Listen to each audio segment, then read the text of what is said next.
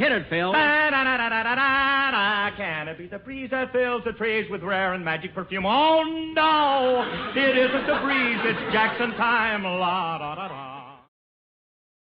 Stay tuned. Right after this episode. For our discussion. From Television City in Hollywood, the Jack Benny program with his special guest, Mr. Dory Schary, presented by Lucky Strike.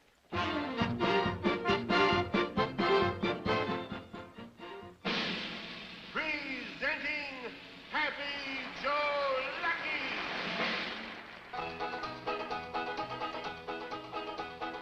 Lucky Strike, Lucky Strike, better tasting Lucky Strike, Lucky Strike, Lucky Strike. It's toasted for the taste you like. Every day more people say the Luckies do taste better. So hurry on down to the shop you like and buy a carton of Lucky Strike. Lucky Strike, Lucky Strike, there's nothing quite like Lucky Strike. Lucky Strike, Lucky Strike, it's toasted for the taste you like. You will find that Lucky's taste cleaner, fresher, smoother. So if it's better taste you like, better taste the Lucky Strike. Lucky Strike, Lucky Strike, better tasting Lucky Strike. Lucky Strike, Lucky Strike, it's toasted for the taste you like. Every day more people say that Lucky's do taste better. So hurry on down to the shop you like and buy a carton of Lucky Strike. You'll say it's the best tasting cigarette you ever smoked. Lucky Strike. Ladies and gentlemen, for years, those of us who worked with Jack have been after him to get an office instead of trying to conduct his business affairs at home. And this week he did it. He rented a suite of offices on Camden Drive in Beverly Hills, and yesterday, with Rochester's help, he moved in.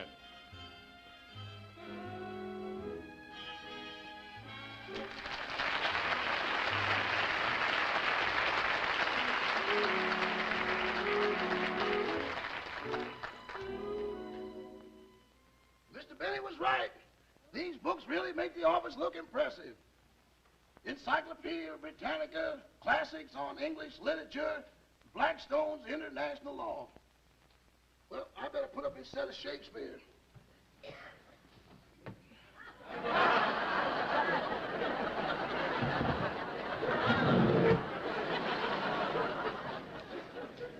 Uh-oh. Still got some space left.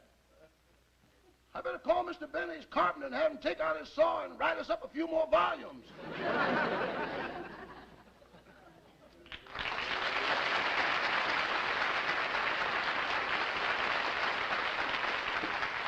Well, Rochester, everything seems to be shaping up, huh? Oh, it sure is.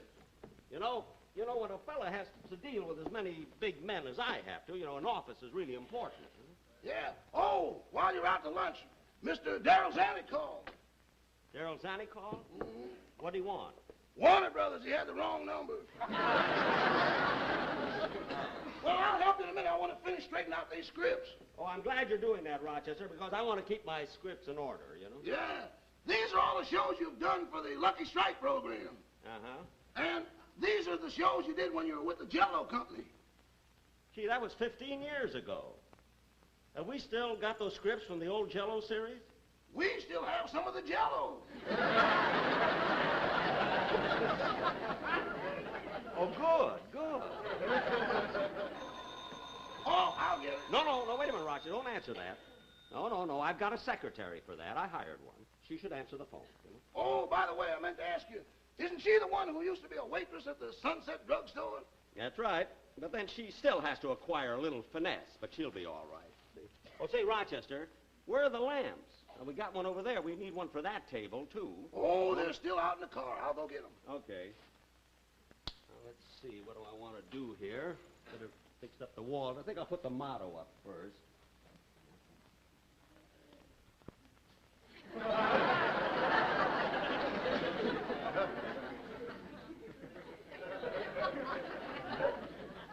Some motto. It cost me $4.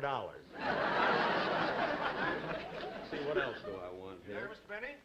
Oh, Mr. Elliott, come right in. Ah, getting all settled, eh? Yes, I hope you don't mind my putting pictures and things up on the wall. Not at all. As long as the tenant is happy, I always say. Here's one to Jack from Jimmy Durant. Incidentally, Mr. Benny, you're sure you have no objection to Mr. Henshaw using this office from 4 o'clock on. Oh, no, not at all. You realize, of course, that's the reason I'm charging you only half rent. Yes, I understand that, yes. Mr. Henshaw is an interior decorator. He has another office downtown, and he doesn't come here till 4 o'clock. Oh, well, that's fine. I don't care who comes in till 4 o'clock. Mr. Elliott, would you help me with the pictures, please? Why, certainly. Put some up here. Ah, to Jack from Eddie. To Jack from Eddie, right? To Jack from Gracie. That's it, from Gracie. To Jack from George. To Jack from George, right?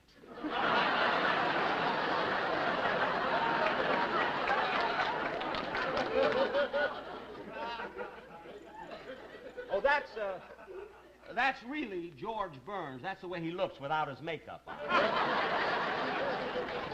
I better be running along, Mr. Benny. I just thought I'd stop by and pick up the lease. Oh, the lease. I'll get it for you right away. Just get my secretary.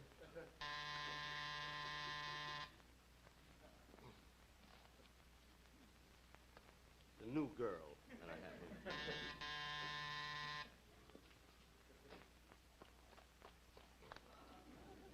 Did you ring Mac?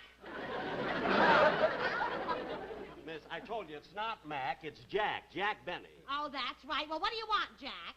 Look, Miss Adrian, I must insist that you address me as Mr. Benny. You're not working in a restaurant anymore. This is an office, and business is conducted now. And from now on, you'll have to conform to the normal relationships between a boss and his secretary. Okay, but none of that lap stuff. I didn't mean that. Now, where's the lease for Mr. Elliott? I put it on your desk. There it is. Oh, yeah, there you are, Mr. Thank you. And if there's anything you need up here, don't hesitate to let me know. Oh, I think we're pretty well set. Isn't that right, Miss Adrian? Well, I could use a pencil sharpener. A pencil sharpener? Yeah, my teeth ain't gonna hold out much longer. I'll have a sharpener set up. George Burns. Incredible. Now, Miss Adrian, I didn't mean to get rough with you in front of Mr. Elliott, but I'm a little bit nervous today. You see, Mr. Dory Schary, he's the head of the Metro-Goldwyn-Mayer studio. He's coming to see me today about my being in a picture, you see, and I'm kind of excited and nervous about it. Now, look, I made some notes here, and I want you to please type these up. I want an original and 2 carbons. Okay, 1 original, 2 carbons, coming up. Miss Adrian! Look, you're not a waitress anymore. Oh, yeah, I keep forgetting. Every 15 minutes, I wipe off my desk with a wet rag. And I keep looking under the bladder for tips. Tips, that's silly. Around here, it's ridiculous.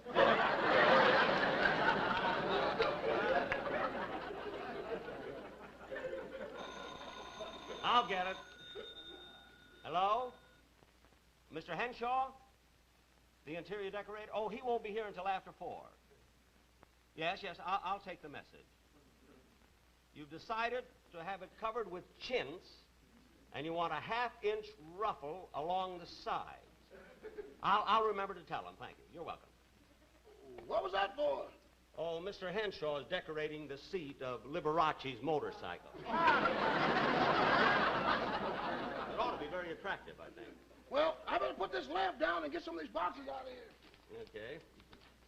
I got a filing cabinet here for Mr. Jack Benny. Oh, put it right over there at the side, would you please? Yes, sir. Thank you. Now, look at Rochester. As soon as you get through cleaning up, look at here's what I want you to do.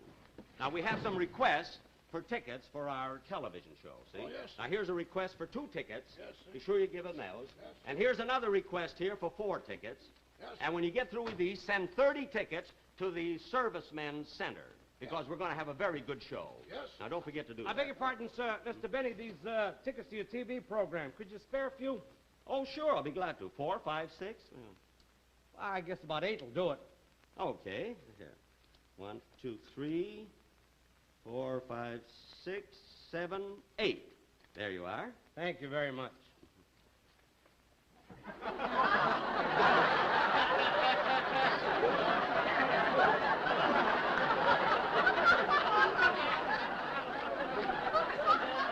That levels it up, Charlie.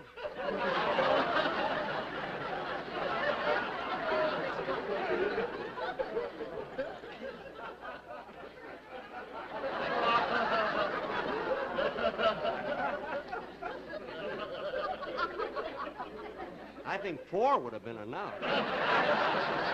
Oh, Rochester!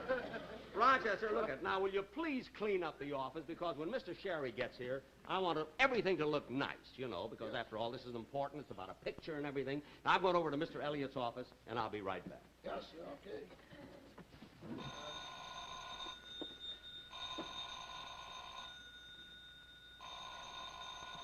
I wonder where the secretary is. Hello? This is the office of Benny and Henshaw. You never heard of him? Oh, Mr. Henshaw is an interior decorator. Oh, him! He's a comedian. You want Mr. Henshaw? Well, he won't be in until after 4 o'clock. Okay, goodbye. Hey, Rochester! Oh, Mr. Wilson and the sportsman, come on in.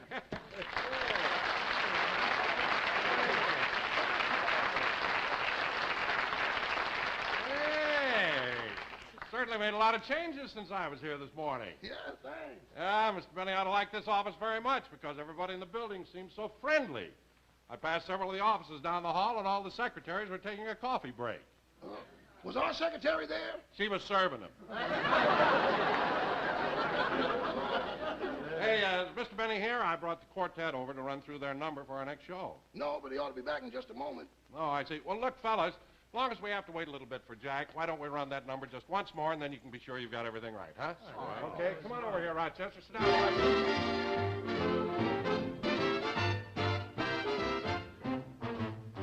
The sweet, sweet, the memories you gave me.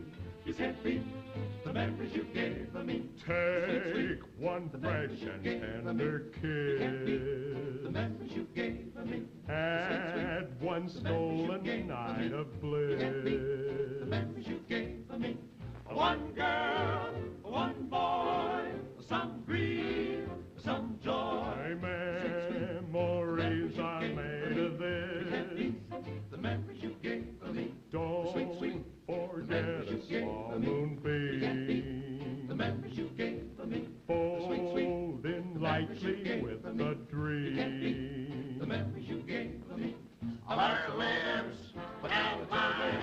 It was a happy day when you came away to tell me. Memories are made of this. You can't beat the luckies you gave for me. They're all me, the luckies you gave for me. You can't beat the luckies you gave for me. They're all me, the luckies you gave for me. You can't beat the luckies you gave for me. Toes, each golden leaf just right. You can't beat the luckies you gave for me. Then back will care. It was a happy day when you came away to tell me. Luckies, the luckies are made of this. The luckies you gave for me. Then surely we must add all the pleasure we have had. Each time we puffed on a lucky, a better tasting lucky.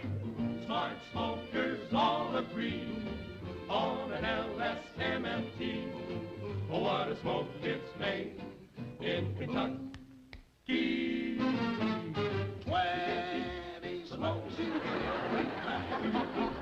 The luckies you gave for me. each one perfect as a man. The luckies you gave for me.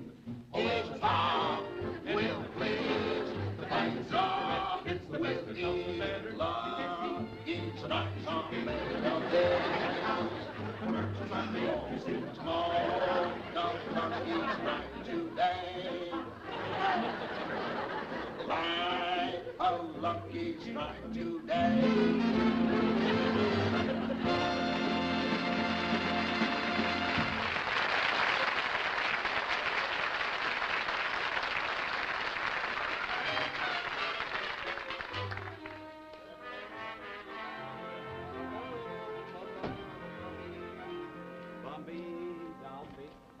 Oh, I'm terribly sorry. Don't apologize. That was my...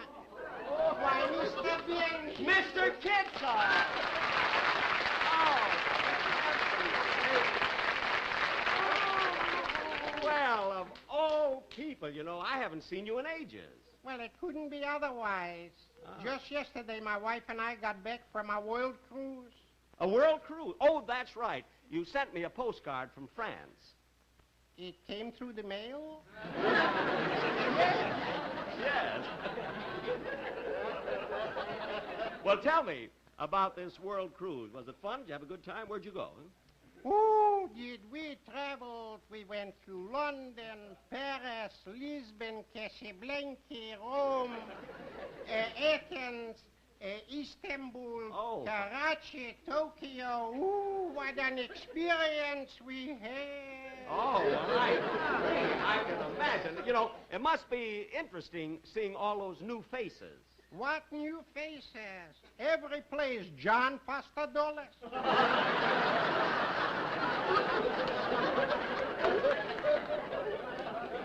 Well, I must say, he does get around. Yes, he do. Tell me, did your wife enjoy the trip? Oh, she loved it, Mr. Benny, especially in India. The people there treated her with such respect. Respect? Why not? In India, the cow is sacred. Mr. Kitzel, you wrote me yourself that your wife lost 40 pounds. Well, she had to get through the Panama Canal. Now, Mr. Kitzel, you're joking. I wish. Well, anyway, you know, I'm opening up a new office here, and I'm very, very busy. Well, but it's nice to see you, and I hope I'll see you soon again. Well, that's my pleasure. I got to dash along myself. I have to run home and pack. Pack, you just came back from a world cruise. Where are you going now? To the poorhouse. Where else? Oh, goodbye.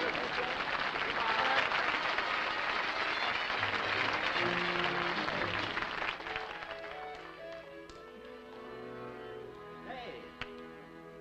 Well, the office looks swell now. Rochester did a great job.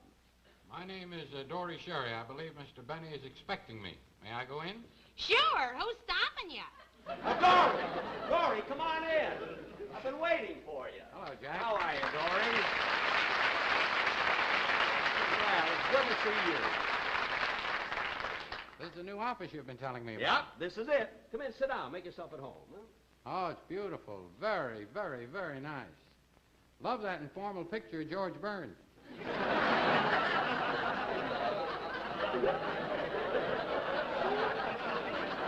Yes, sir, it is nice. Now, Dory, there's no use wasting any time. We might just as well get down to business, huh? Well, I'd appreciate that very much because I do have to get back to the studio.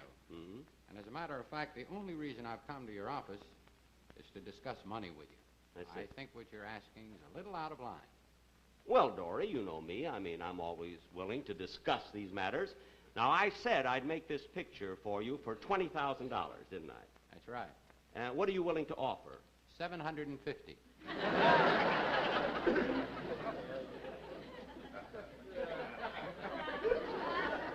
Well, I imagine your studio is ready to come up. We have. Oh. Now, Jack, if you'll just sign the contract, we'll be all set. Oh, no, wait a minute, Dory. I'm not signing any contract until I find out what I'm going to do in the picture, see? Well, Jack, the script isn't ready yet. But one of our writers has come up with a basic idea which is just wonderful, with a real offbeat character, which I think would be great for you.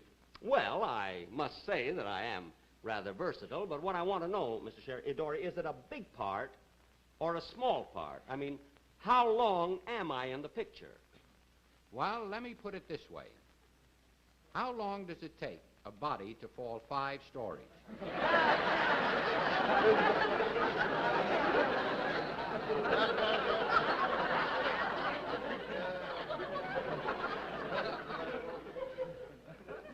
That's all I've got in the picture? Oh, no. That's just the basic idea. For the next hour and a half, we're going to dramatize the thoughts of that man as he's falling down. Oh, well, that's, of course, that would be interesting in there. Now, what are his thoughts there? Well, we won't know till we throw you out the window.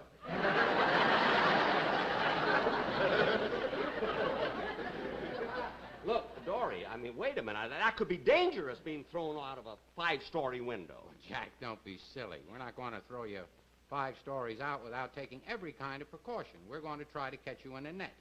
Try! Look, Dory, now, I don't want you to think for 1 minute that I'm ungrateful.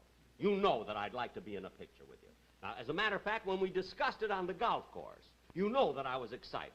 You must have been. Twice you handed me the wrong club. See? Now, Jack, if you'll just sign the contract, we can get going. We plan to start the picture in 10 days. 10 days? Gee, wait a minute. I don't know whether that'll fit into my schedule. Let me find out what my schedule... Excuse me, just a minute. Miss Adrian, will you please bring in my schedule for the next 3 weeks? It's in the files. You got me at a lousy time, Mac. I just did my nails.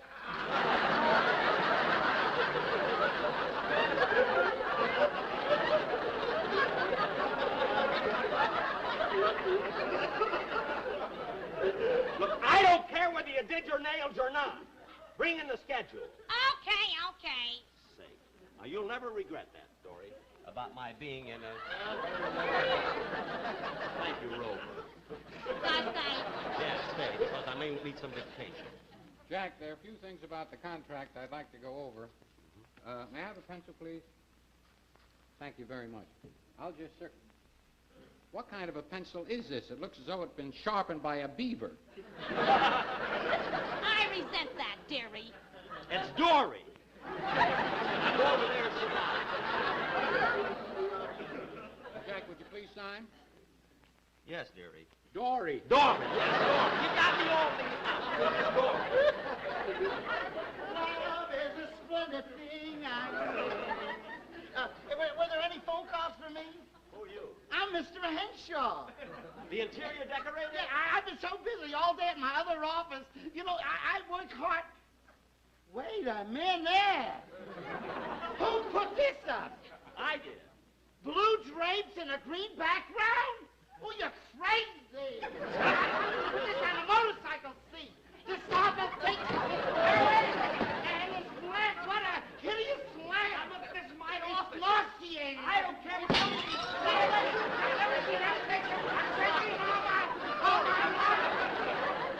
Now, this is ridiculous. Now, wait a minute. This slam has got to go.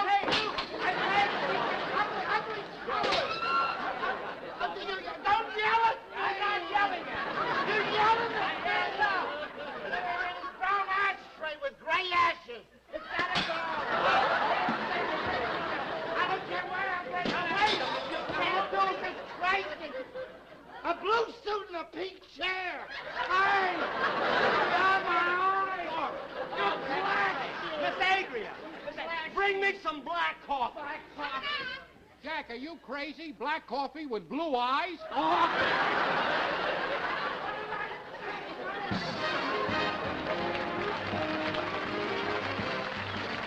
Jack will be back in just a moment. First, here's the word cigarette smoker.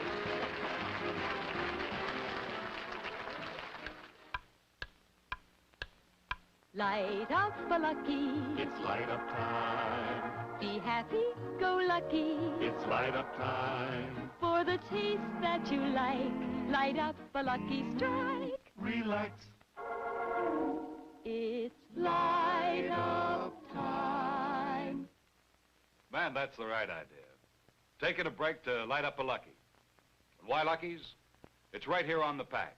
LSMFT. Lucky Strike means fine tobacco. Naturally good-tasting tobacco that's toasted to taste even better. Light up a Lucky right now. It's light up time. For the taste that you like, light up a lucky strike. Right now. Light up a lucky. It's light up time. You'll say it's the best-tasting cigarette you ever smoked.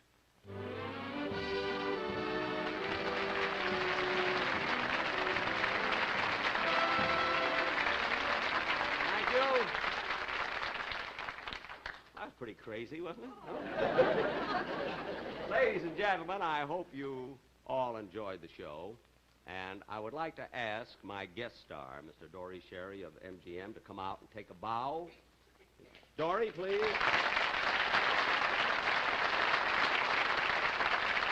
Dory, I do want to thank you for being in my program, and I must say, for a fellow who is not supposed to be an actor, you did a terrific job. Well, thank you, Jack. It was a great pleasure for me to be here with you. Well, we certainly enjoyed having you. And I would also like to say that Now that you're the executive head of MGM, you've certainly been putting on a lot of great pictures. Well, thanks a lot. And I understand this new one coming out now, The Swan, with Grace Kelly, is really something. Well, we hope so, and we think so. Anything with Grace Kelly is something, but I understand this is awfully good. Dory, I'd like to ask you something. Now, how do you become the head of a whole studio? Well, Jack, as you know, I started as a writer. Mm-hmm. And I wrote for a number of years, and then I was given an opportunity to write some little pictures, and then another opportunity to write some bigger budget pictures, and then I was made a producer, and then an executive producer, and then finally head of a studio. Gosh. Dory, how could I ever become the head of a studio? Well, Jack, with what you've got, it would be a lot quicker. How? Just buy one.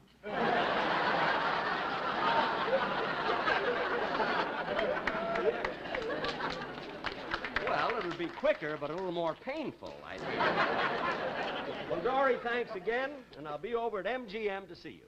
Don't forget, my office is on the 5th floor. My desk is right near the window. Now cut that off!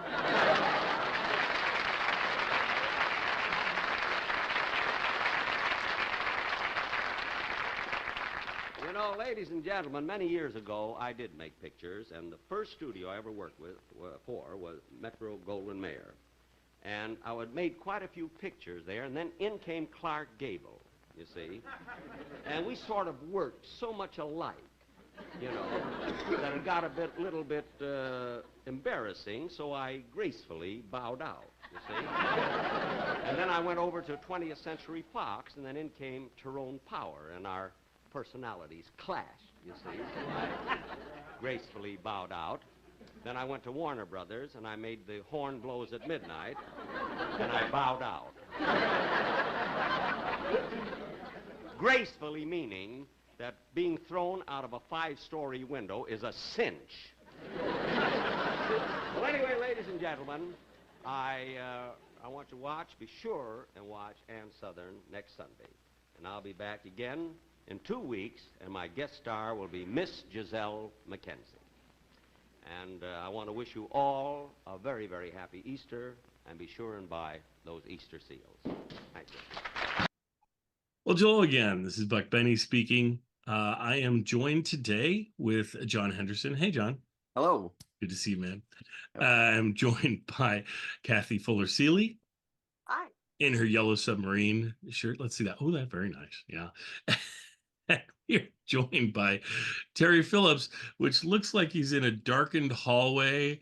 I'm afraid that it looks like one of those things where we're going to be talking and all of a sudden, like, somebody from Friday the 13th is going to come blow him away or something. And it's going to turn into a horror podcast.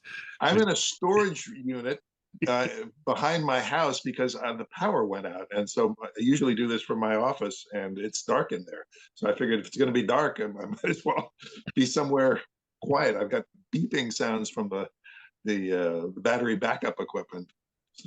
This is dedication. That is dedication.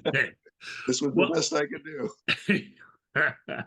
So, folks, we are continuing to do this one differently because we're doing these back-to-back, the one we just did for last week and then this week's one that you're getting. We are going to go ahead and play the episode first, and then we'll come on at the end and do a commentary. So please stick through and see our commentary. But we just want to know, do you like it better this way? Or do you like it better with us doing our whole commentary first for a half hour or whatever it is, and then we get into the episode? So just tell us in the show notes what you like. Leave your comments and things. So anyway, this one is a live episode. It is an episode that is called, somebody help me with the name of it again. Jack opens a Beverly Hills office. Jack opens a Beverly Hills office. It's the first time many of us have seen it, so it should be fun discussing it afterwards. So let's get on to the episode, enjoy that, and then we'll pop on afterwards and finish our discussion. Thanks, everybody. See you then.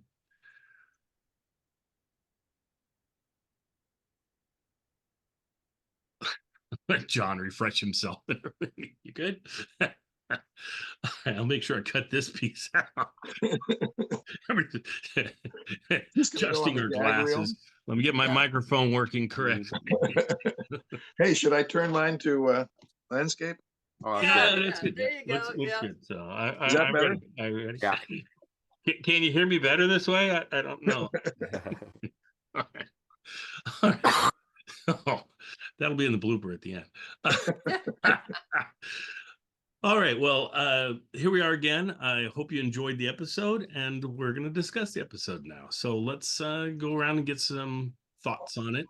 Let's start off with Kathy. What's something that stood out to you, or what did you like about this? Well, this one, I'd never seen it before, and it ends up being very sentimental for me because as a part of setting up this Beverly Hills office, which they actually did, they mentioned Jack and putting scripts, collection of bound volumes of scripts up in the bookcases. And to be able, Jack actually did have volumes of scripts in his Beverly Hill office. And when they eventually shut it, when he stopped doing the weekly series of those bound volumes, he donated to UCLA's library, and it's in special collections. And if you go there and request them, out come these actual volumes. Well, they had been in volumes, but the volumes were taken apart, and each script is in a separate manila folder. But it was just seeing a connection to that very physical thing, that very tactile thing of the volumes of scripts, and making the jokes about, oh, here are some from the Jello program. I said, just it meant the world to me, because it's like, oh, that's actual reality. So. Yeah. Oh, no doubt. And Kathy, because for your books that you have, where you present the scripts, she's been presenting the scripts of, well, here, I got one lying around here somewhere. Here's the first one.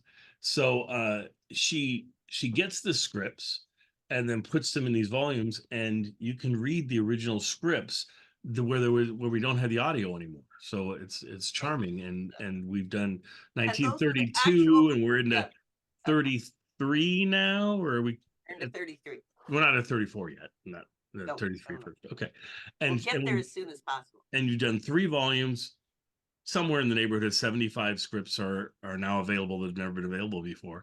When you do this and you go and you get them and you take photographs of them and things, do they make you wear like white gloves and stuff and where you can't touch them? Or actually for paper they don't want you, they're happy to have you use fingers for that, gloves for photographs. But for paper they think fingers are fine.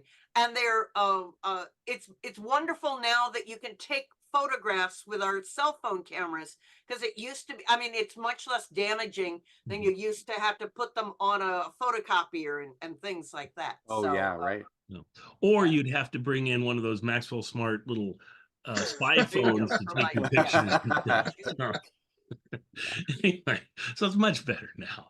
No, but I that service you do for us by having those available is just wonderful. It's great fun to get into the details, to see the development over time. And just since we're talking about what's your target soft target date for volume 4 coming out? Oh, well, I hope to have it out by fall really? Or the end of the year. Wow. So this will be the Chevrolet years. And I've got to mention one other very sentimental thing. When at the end of this kind of odd show where where Dory Schary, the film producer and head of MGM, who appears to have very little personality, when he's after that at the end of the show, Jack makes a reference to having started his film career at MGM and being sort of asked to leave because he was too much like Clark Gable. Those are the kind of jokes he was making in 1932 on the very first radio show. So this fabulous sort of career retrospective, or pulling it all together, was a lovely thing to discover in this episode. So. Oh, no doubt. That's great. We were just chatting off air about watching the television show and listening to the radio show. And Buck, you said that when you listen to the radio show, you picture the characters like from the television show. Now, when you read the scripts, do you hear the voices? Because I definitely hear the voices of the Jack Benny characters. And definitely. And then I have to cut. Yeah. I was going to say, and then I have to make them up. Oh, sorry. Okay, I'll go first, and then you go. So the I'll cut this out. Maybe, who knows? I probably won't. But anyway, what I was going to say about the scripts is the ones that are the more recent missing scripts. So the ones from like the 1950s, 1940s, I can really do that because then you've got it's Phil, it's Dennis, it's Frank Nelson, it's Mel Blanc, it's so you can't help but fill in and hear them. It's like you watched it, and after you've read it and it's been some time, you can't. You're like, no, I've seen that one or I've heard that one, and you really haven't. You've read it and you're not sure. But the early ones are a little more difficult because I hear Jack and I hear Mary and things, and sometimes Mary's not the Mary we're used to. She talks a little differently, so it kind of throws your brain off a little bit. And then the other characters are band leaders and so forth that we. You don't have a great Frank Parker voice in your mind? I do not have a great Frank Parker stuck in my head. Or who is it? Ethel Schute. Yeah, it doesn't quite work that way. Anyway, There but you you were go. going to say, Kathy. Well, that shouldn't stop us. And so I think we should just make up an Ethel Schute voice and do a couple of these, perform them table reads, because, it would be fun. So we'll try it sometime. Well, and the thing is, quite honestly, once I get used to, as I'm reading the script, who the announcer is, it'll become Dawn, even though it's not Dawn. In my head, I'll hear Dawn's voice. And if there's a male singer on the show, it becomes Dennis eventually, no matter who it is. If it's Frank Parker I'm reading, he's gonna sound like Dennis in my head. So that is the way it goes. So yeah. Anyway, John, since you're chatting away, let's go with what did you think of the episode? Anything stood out for you on this episode? I thought it was a pretty good episode. It's a huge contrast from the last episode, which was filmed and crisp and clean and really funny. This episode was also, I thought, quite funny. I loved the secretary bit that kept coming around, and the visual gag of this is Eddie Cantor. And then here's George, and then it ends up being George Washington. I thought that was pretty funny. Yes. And of course, I always love what's his name? Besser. Joe Besser. Joe Besser. I think he's really funny and like sort of an outrage. You can't have him in a whole episode, but if he comes in for 30 seconds to a minute, it's roll on the floor laughing. So I really enjoyed that. Well, it's sort of like bringing in Robin Williams or something. It's just he just takes over and it becomes mayhem until he gets off the scene, but it's always great. See, and where do you go from there? He always has to be the finishing thing that takes you to the end. Yes. And I'll throw out there that the sportsman, this is one of my favorite sportsman performances. They really did a nice job, and just seeing them, I don't know, it just felt like we were spending more time with them, and they were like, I don't know, it just felt less formal than it usually does, or less of a put on thing, and it was more like, okay, we're with them. I wrote down about the sportsmen uplifting and having fun. You see them and you smile, and then to get Rochester in there was lots of fun too, and even at the end where they're holding the cigarettes and just posing, it was pretty funny. So what about you, Terry? What did you like? Or I took a few notes. Excuse me. I think the first time I ever heard the name Dory Schary was on an episode of I Love Lucy. Yeah. And I think it's because he was in this time period the iconic Hollywood producer. Mm-hmm. And at the end, when he and Jack are talking about how you become the head of a studio, and he talks about his career, and Jack mentions that he wasn't really an actor. He actually started out as an actor before he became a writer and a producer and a studio head. But I thought he had a tremendous sense of humor. He really pulled it off, unlike some other individuals who had been on first the radio program and then later on TV who were stiff. I thought he was perfect. He really nailed it. There's a historical reference that I'm not sure all of our listeners or viewers will get when Jack and Mr. Kitzel are talking about his Kitzel's travels. He mentions running into the same person everywhere, and it's John Foster Dulles. John Foster Dulles was the American Secretary of State at that time, And in the 2 or 3 weeks leading up to the airing of this episode, he was gone all the time. He was around the world meeting with people in probably a dozen or maybe more countries. So it would have landed well with the audience at that time. He was in the newspaper every day, and everybody knew who John Foster Dulles was. Now, is Dulles did they name the airport after him? I would think. Dulles Airport, yeah. Okay. The last note that I took was about the ending, and I wrote down that it's a Three Stooges ending. And that makes some sense because, of course, Joe Besser was one of the Stooges. But it also had this total calamity, as John pointed out. It was, where do you go from there? That's kind of the big finish.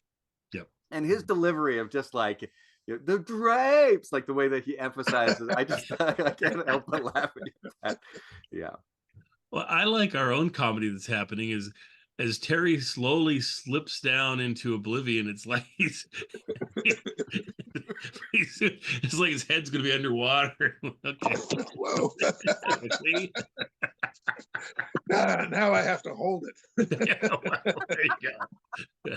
We'll see how long Terry's hand holds up.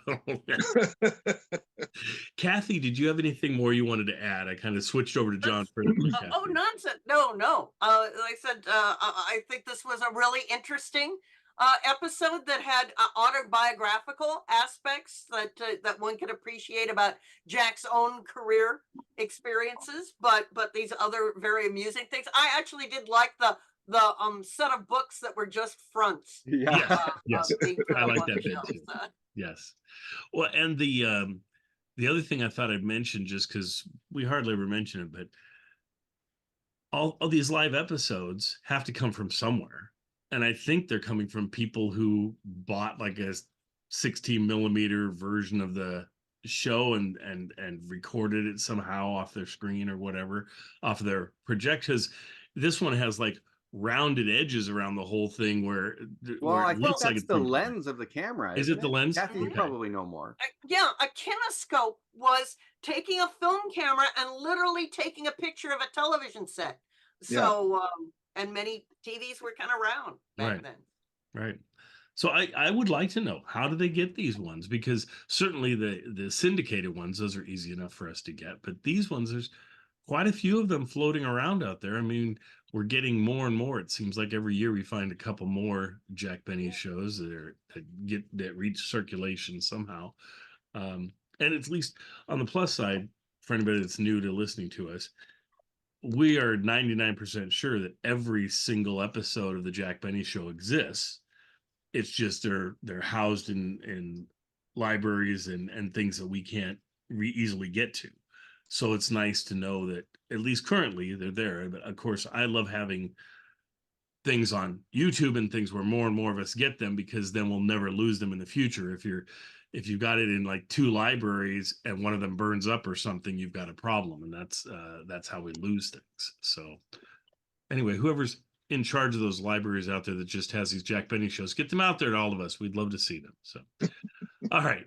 Well, I was going to say, this is hard with us showing the thing first, and then this comes on. I always want to throw to Jack. Well, here's Jack, and it's like, no, it's going to be nothingness after us. But it loops. I'm sure it'll loop around. It'll be us again. I did want to mention, just because I thought it was interesting, as sort of like some historical things that have changed over years in our sensibilities. You've got Mr. Kitzel, which himself is somebody who we're used to from listening to on the radio show, but is actually a sort of a Jewish stereotype, I think. Yeah. And he's telling fat jokes about his wife, which is also something which we probably wouldn't do today. And inappropriate in so many ways. For some reason, when they make fun of Don's weight, it plays off as funny, and he's laughing along with it. When for some reason, when Mr. Kitzel is talking about his wife, it doesn't seem funny anymore. It just seems a little bit mean. Right. I also thought it was strange that for the Easter seals, I mean, I think it's just that our terminology has changed, but they're like, send your letters to crippled children, care of your local post office. And I thought that was pretty odd. That I guess you wouldn't even need to write an address. You just write crippled children on the envelope. Yeah. And then, of course, Yeah. we don't always get the Lucky Strike commercials. So it was great to see, of course, the singing Lucky Strike commercial. Yes. But even the cartoon Lucky Strike commercial, I'm a big fan of cartoons. So it was really interesting to see the animation and how, that, styles of animation in the 60s are different than they were in the 30s and stuff like that. So yeah, I just thought that was all really interesting. And the Terry Tin commercial on this was interesting too. So yeah, the dancing. It had a variety of commercials in here. So it's actually just an interesting episode to watch of the time and things. And as we always say, it's so strange because we're playing these in order. So last week you saw one that was a filmed episode that was gorgeous, right? And then you see this and it looks like it's from 6 years earlier or something, but it's not. It's just it's live, and that's the way they were filmed, and they still only had so much of a budget to pull it off. Right, and yet in the mid-50s, live television was considered superior. So it's like, filmed episode. So it's so interesting that how they were considered back then. The prestige things were done live. Yes. And the less important things were Do filmed. you know, though, when they broadcast it, was the picture quality of a filmed episode as poor as the picture quality of a live episode? No, I think it was crisper. Really? Yeah. So, I but would think it wasn't so. live. So, Yeah. And certainly, if the filmed episode, what I was getting from it is that on like one coast, not filmed, I mean a live episode, would on one coast look better because it would truly be live and not be kinescope. So they're seeing it, but then it would be kinescope maybe on the other coast. I don't know, but Kathy, maybe you can say the transcontinental coaxial cable finally was done by 52. And but then so many more television stations opened then. So just you say a live would have looked better. But kinescopes always look fairly rotten. Yeah. But that was to help promote how wonderful live was. So there were two other factors. One, of course, was that at that time, unlike today, where there is no analog television broadcast anymore, it's all digital. At that time, it depended very much on factors like how far you were from the antenna, the weather, whether there were birds flying in the way. So there were a lot of factors that affected the quality of the transmission.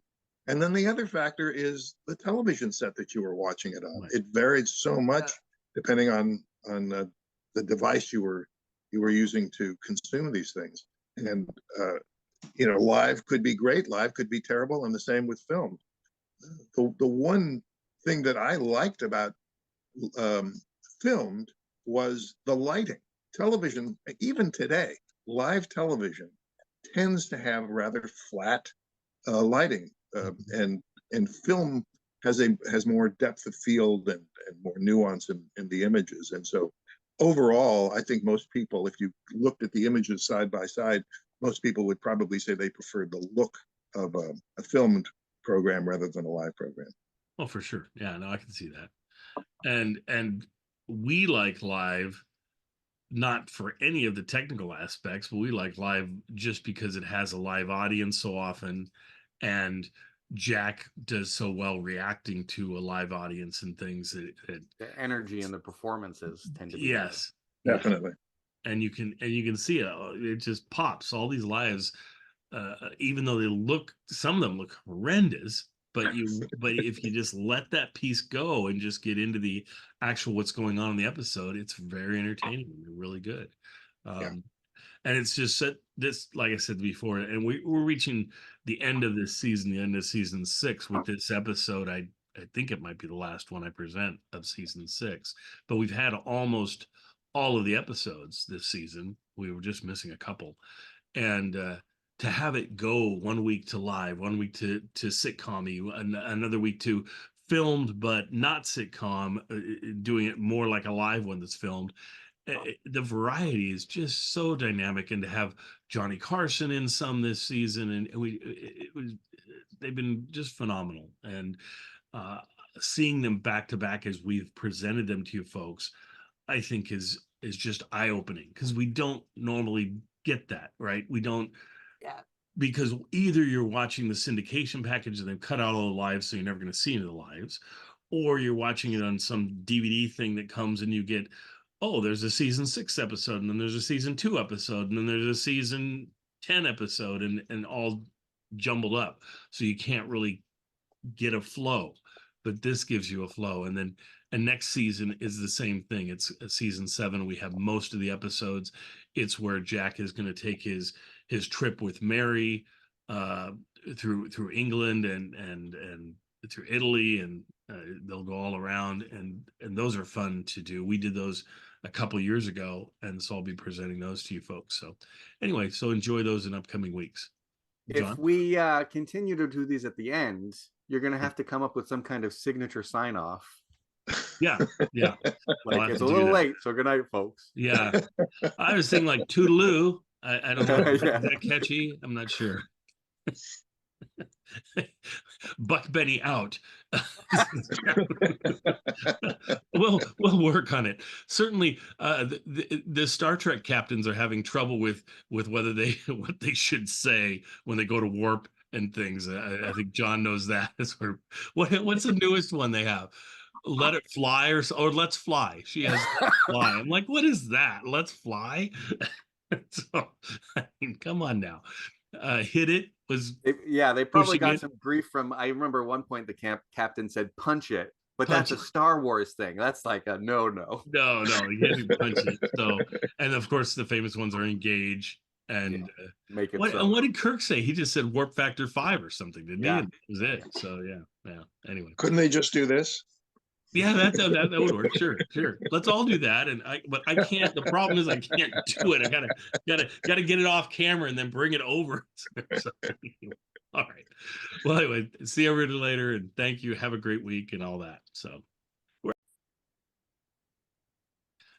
well, now for something very special, Kathy, what do we have now? We've got a trailer for our upcoming episode. Wow, John. Do you like trailers? Ooh, do I?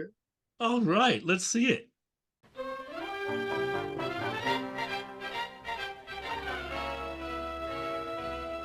Pardon me. Are you the photographer? Yeah, I'm the photographer.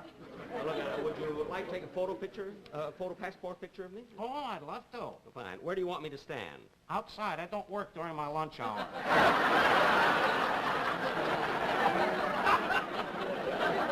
Couldn't you make an exception in my case? I've been through so much. I want to get home.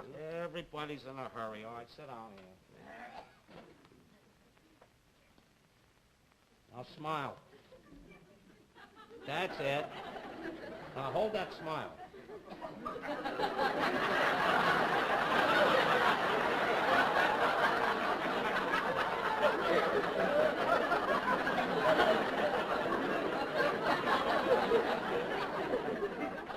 If you're not going to take my picture, why do you want me to smile? I don't like grouchy people around me. Look, I don't care about this. I want my picture taken. I want to get out of here. All right, don't get excited. Just sit up straight in your chair. Now, hold your chin up a little bit. Now, put your nose on this string.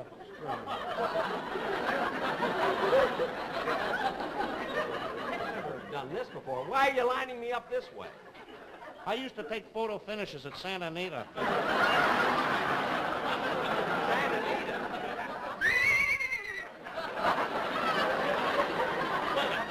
I want the pictures taken in a regular way. That's all I want. All right, now. Watch the birdie. The birdie? There's a chicken sandwich.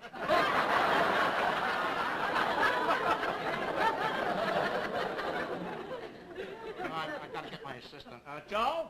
Joe? Yeah. All right. Two of you in there?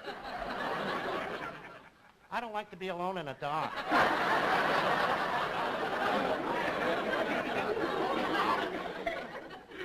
There we are. This will just take a second. It develops automatically. There we are. gee, that's an excellent picture. Oh, my goodness. I mean, it doesn't flatter me, but it's just wonderful. I really look good there. Oh, I'm glad you like it. Yeah, how much? Well, That'll be 75 cents. oh, here's $1. Keep the change. Oh, thank you. Gee, a quarter tip. Hey, Joe, you was right. Those photos of Rock Hudson are working like magic. Good.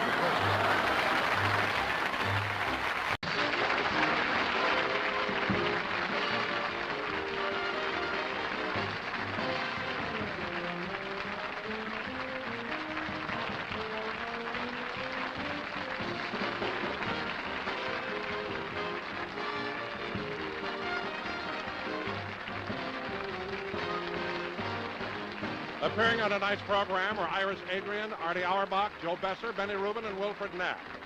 Remember, 1 week from tonight on this same station, be sure and watch Ann Southern in Private Secretary. Jack Benny's next television show will be in 2 weeks when his guest star will be Giselle McKenzie. The taste is great in the filter tip Tarryton. All the pleasure comes through in the filter tip Tarryton. Smokes milder, smokes smoother, draws easier. Yes, the taste is great in the filter tip Tarryton. The Jack Benny program has been brought to you by the American Tobacco Company, America's leading manufacturer of cigarettes. The Jack Benny program has been selected for viewing by our armed forces overseas. Portions of this program were pre-recorded. This is Don Wilson, and ladies and gentlemen, the very best Easter gift of all is the support you give through Easter Seals to children who need your help. These seals provide medical care, nursery centers, and many other things that are needed. So give and give generously to the Easter Seal Agency in your community, or send your contribution to Crippled Children, care of your local post office. Thank you.